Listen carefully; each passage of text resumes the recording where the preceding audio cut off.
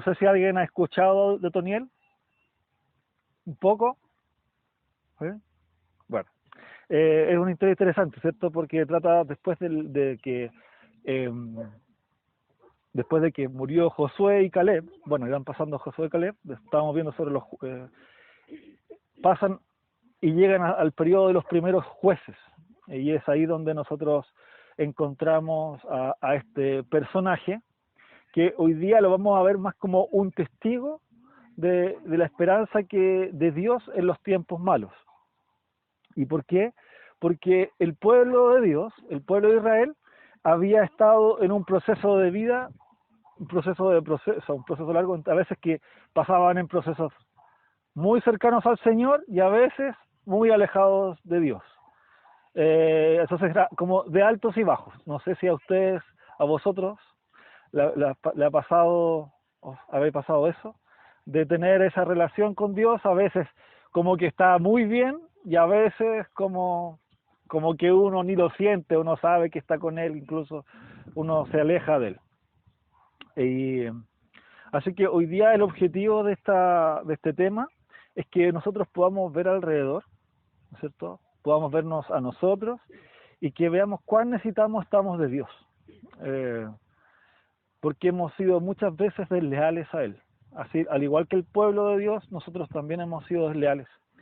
Pero también hay esperanza, porque podemos acudir a Dios, en arrepentimiento, y también hay esperanza porque tenemos un Dios misericordioso. Así que en eso podemos acudir a Él. Entonces lo que vamos a hacer, si alguien puede leer Jueces, o bueno, lo tengo yo acá, así que Jueces 3 del 7 al 11. Jueces 3 del 7 al 11, ahí van a estar. Y si ustedes tienen sus teléfonos, si pueden seguir la lectura, porque vamos a ver algunos puntos de esto después, si lo quieren ver. Dice así, Jueces 3 del 7 al 11. Hicieron pues los hijos de Israel lo malo ante los ojos de Jehová, y olvidaron a Jehová su Dios, y sirvieron a los Baales y a las imágenes de Acera. Y la ira de Jehová se encendió contra Israel, y los vendió en manos de Cusán-Risataim, rey de Mesopotamia. Y sirvieron los hijos de Israel a Cusán-Risataim 8 años. Entonces clamaron los hijos de Israel a Jehová, y Jehová levantó un libertador a los hijos de Israel, y los libró. Esto es, a Otoniel, hijo de Cenaz, hermano menor de Caleb. Y el espíritu de Jehová vino sobre él, y juzgó a Israel, y salió a batalla, y Jehová entregó en su mano a Cusán-Risataim, rey de Siria, y prevaleció su mano contra Cusán-Risataim, y reposó la tierra 40 años, y murió Otoniel, hijo de Cenaz. Pues bueno. Entonces, como les decía, el tema o el título de esta predicación, puse Otoniel, un testigo de la esperanza de Dios en tiempos malos. Testigo de la esperanza de Dios en tiempos malos. ¿Por qué? Porque vemos el primer punto que dice que los hijos hicieron lo malo. Los hijos hicieron lo malo. Versículo 7. Entonces es lamentable esto, ¿cierto? Que después que falleció, bueno, el líder Josué, el pueblo de Israel empezó a hacer lo malo delante de los ojos de Dios. Y Otoniel y su familia estaban viviendo esta situación tan compleja, ¿cierto? Al ver cómo habían llegado después de tanto esfuerzo, después de haber pasado por el desierto y habían visto la tierra prometida, la tenían ahí, pero ahora tenían que hacer otro esfuerzo más. Ahora tenían que subyugar y gobernar esa tierra, que ahora habían llegado otros inquilinos, se podría decir. Y acordemos que esta generación que había viajado por el desierto, era una generación nueva, porque toda la generación que había comenzado en el desierto, habían estado alegando en contra de Dios. Y por lo tanto todos ellos murieron en el desierto. Y ahora vemos esta nueva generación, que eran los hijos de los que estaban en Egipto. Y a pesar de que era una nueva generación, dice la Biblia que ellos hicieron lo malo. Y es una frase, se dice, que hicieron lo malo delante de los ojos de Dios. Y esta frase es muy importante porque marca muchos ciclos de pecado, de la apostasía, tanto en el libro de los jueces como después podemos ver también en el futuro, vemos con los libros de Crónicas y Reyes, donde los reyes también hacían esto. Y hay tres cosas que significa que hicieron lo malo, que vemos en el versículo. Primero, que dice que hicieron lo malo delante de los ojos de Jehová, delante de los ojos de Jehová. Un segundo punto, que olvidaron a Jehová su Dios. Y tercero, que sirvieron a Baales y a Acera. Sirvieron a Baales y a Acera. El primer subpunto, podríamos decir, que hicieron lo malo delante de los ojos de Dios, es que hicieron lo malo delante de alguien, de un ser, de Jehová, del Señor, como dice en otras versiones.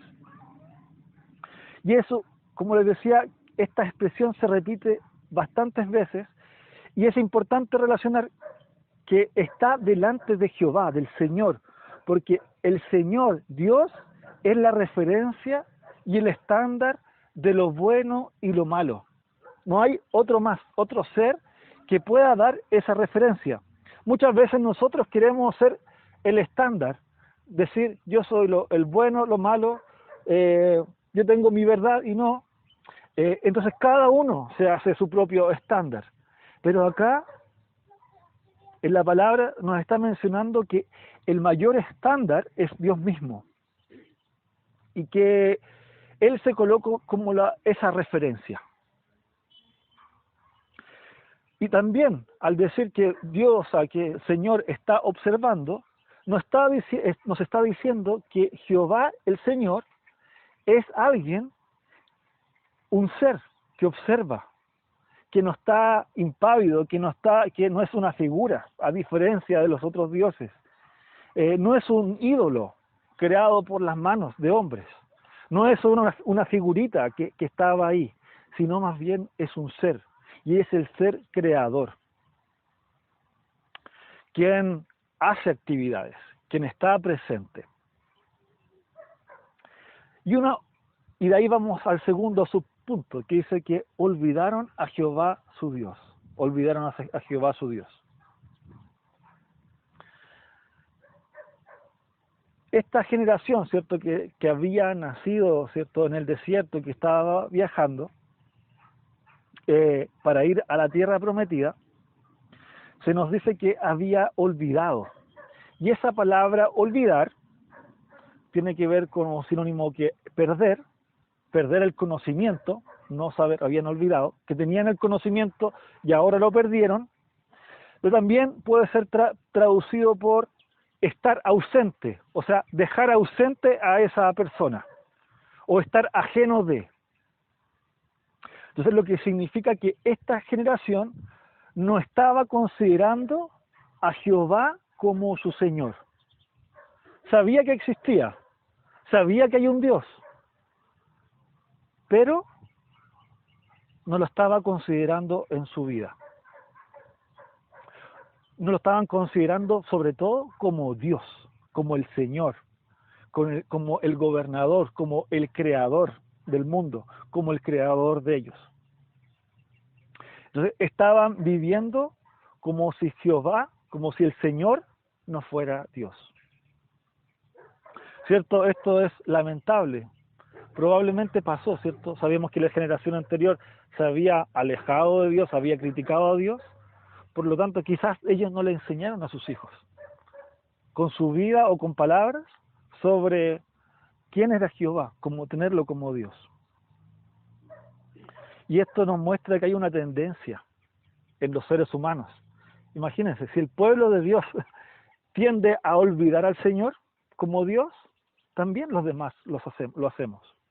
Así que, en ese sentido, no hay tanta diferencia del mundo con el pueblo de Dios. Tenemos esa misma tendencia. Y podemos ver este contraste entre olvidar y recordar. Y sabemos que el corazón del hombre es olvidadizo.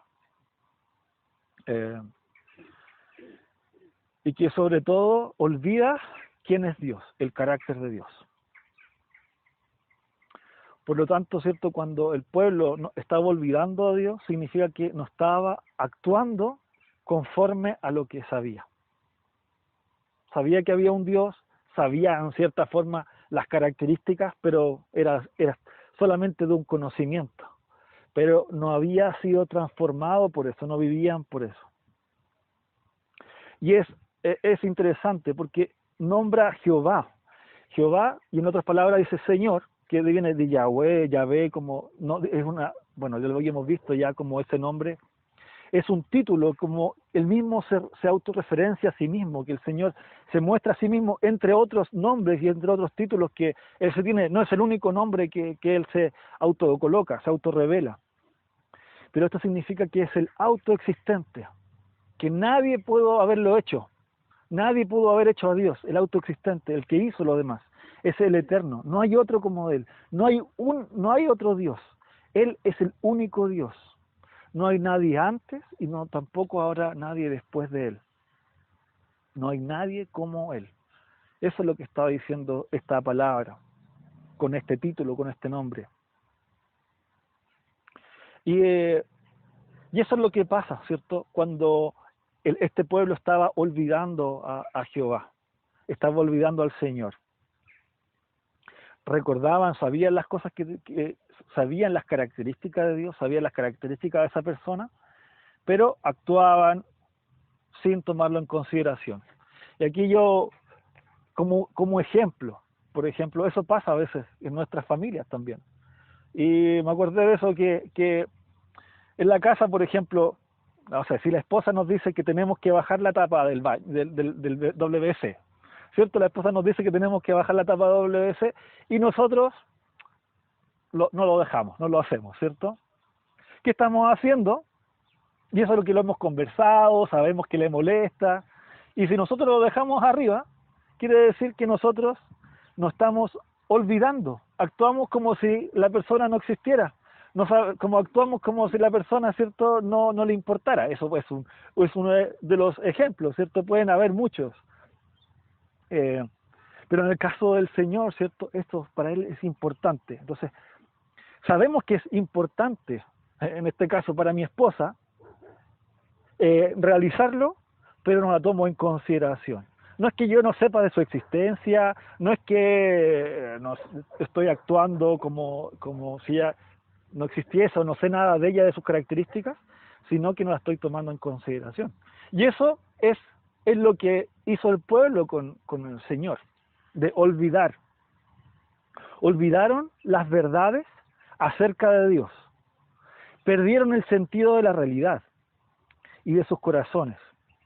Y no le tomaron el peso, la importancia de la palabra de Dios, y tampoco le tomaron la importancia a Dios como persona, como ser, como el verdadero Dios.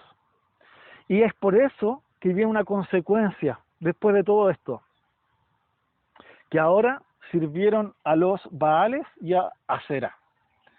Este es un proceso que vino.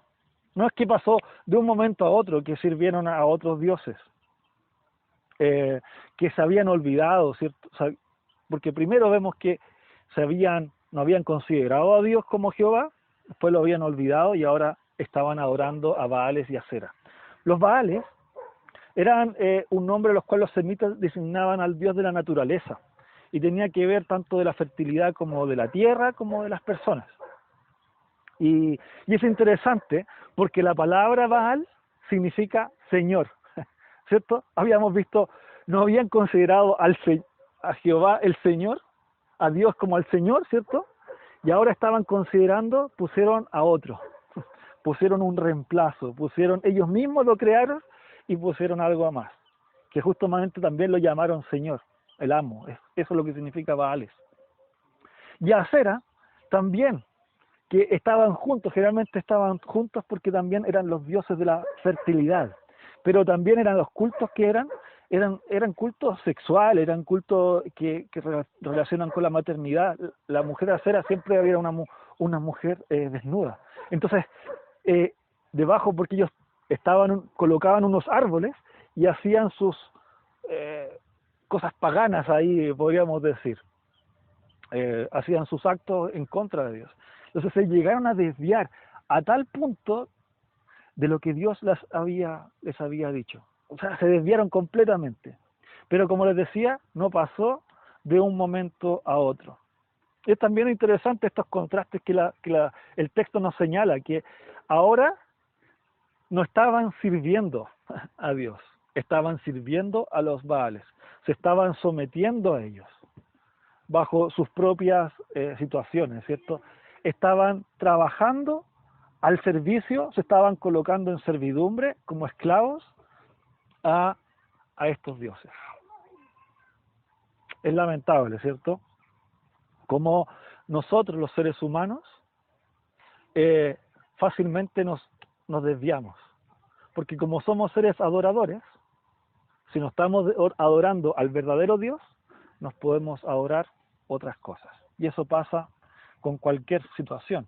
Adoramos a nuestros seres mismos, adoramos a los que nos rodean, pero no estamos a veces adorando cosas materiales, ¿cierto? Al consumismo, a las situaciones. Y eso pasa cuando no adoramos a Dios.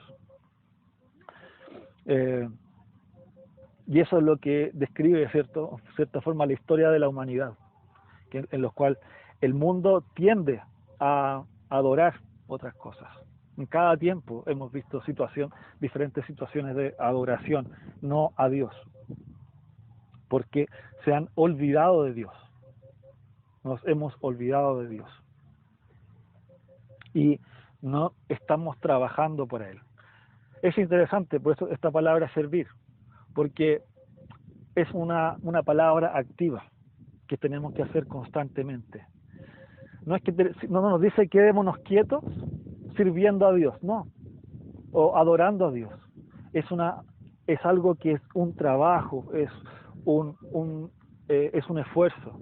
Entonces, nos hacemos el esfuerzo de acercarnos a Dios y servirle a Él, vamos a terminar adorando y sirviendo a otras cosas que realmente nos hacen daño, que no quieren lo mejor de nosotros, que nos muestran verdades, pero o sea, mentiras con verdades ahí, eso hacen los ídolos. Eso hacen, por ejemplo,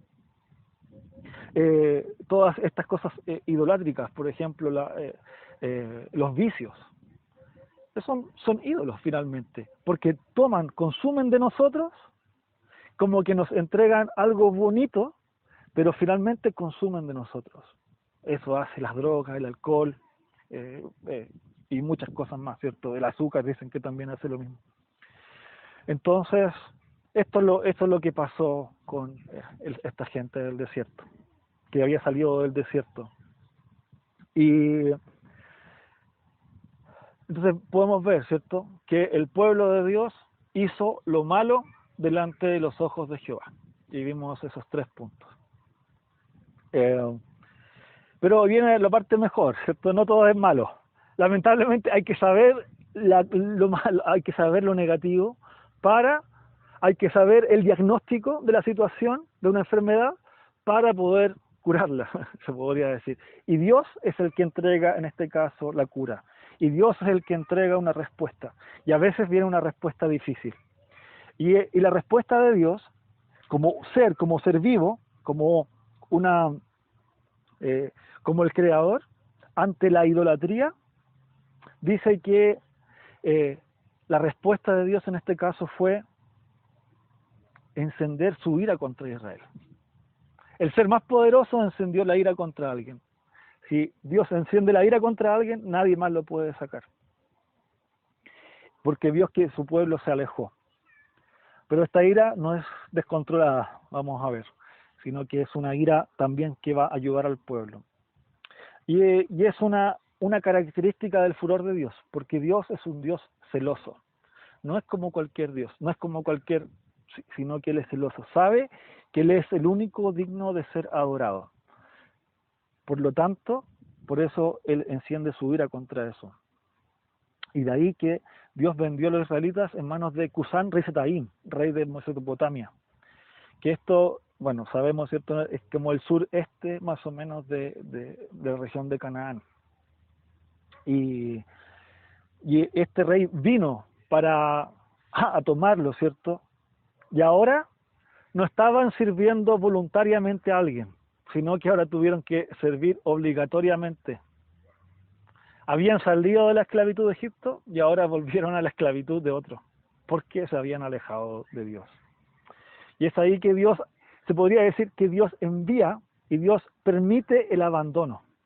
No es que finalmente Dios, o sea, también Dios permite cosas, guarda y a veces suelta sus manos, dice.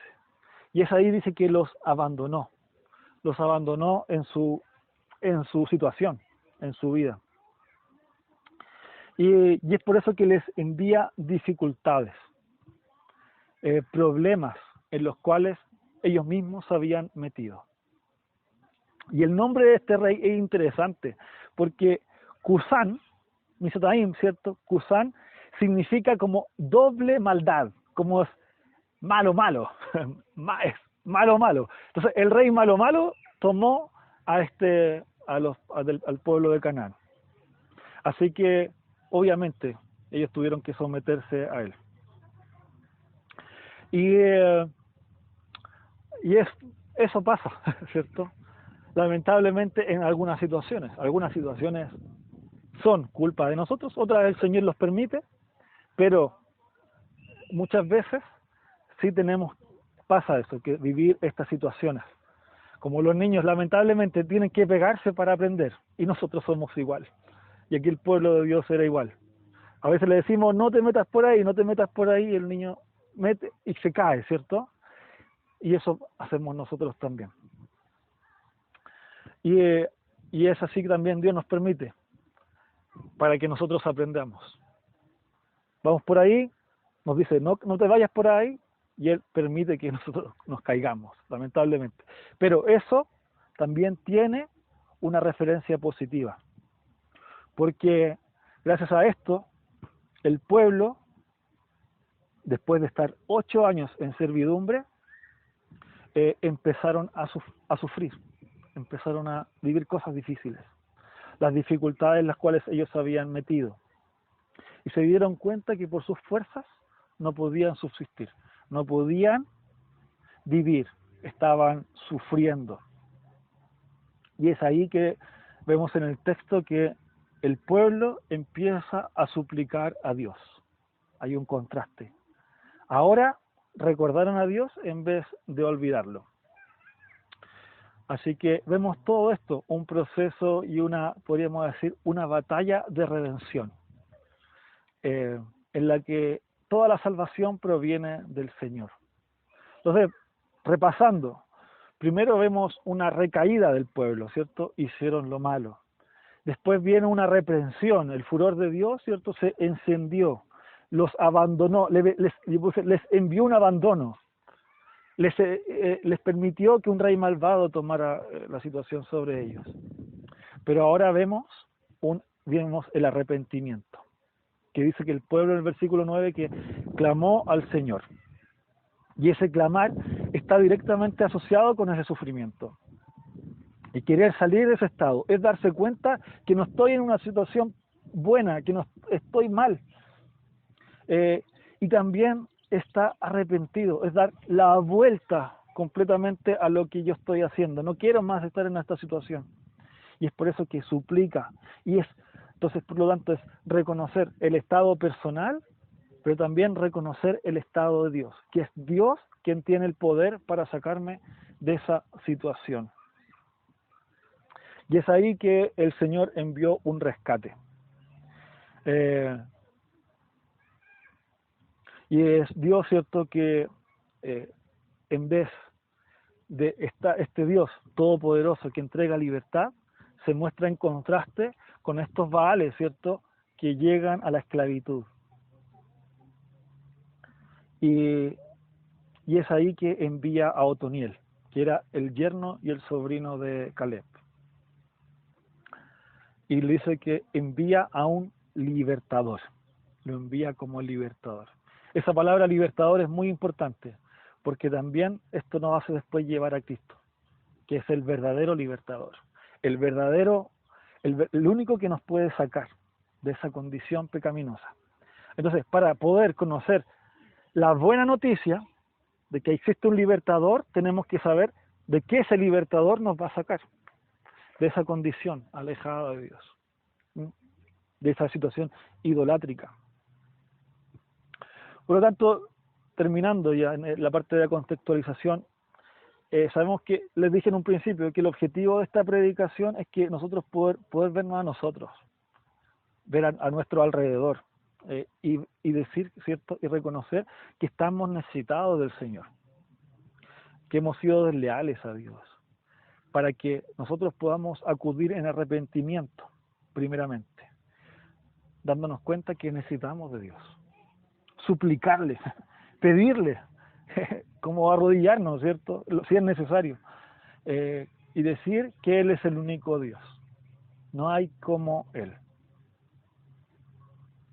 Que podamos reconocer las características de Él, que es su bondad, su misericordia, su poder, su justicia, su gloria, y que con esto podamos vivir la esperanza, ¿cierto?, que tenemos de nuestro Dios misericordioso, ¿cierto? Hoy día estamos en un lugar bonito, bello, ¿cierto?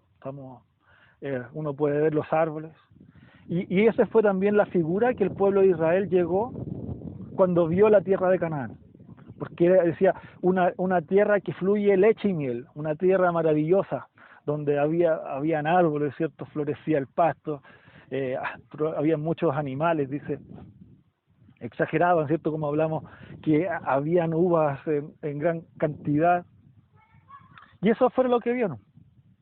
Pero a pesar de eso, de esa belleza, ellos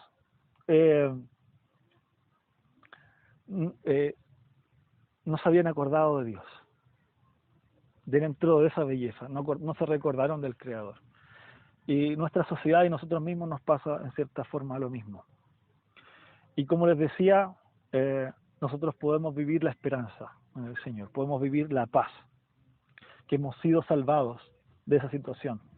Hemos sido liberados de la esclavitud de los ídolos. Y una pregunta que quiero dejarles a vosotros.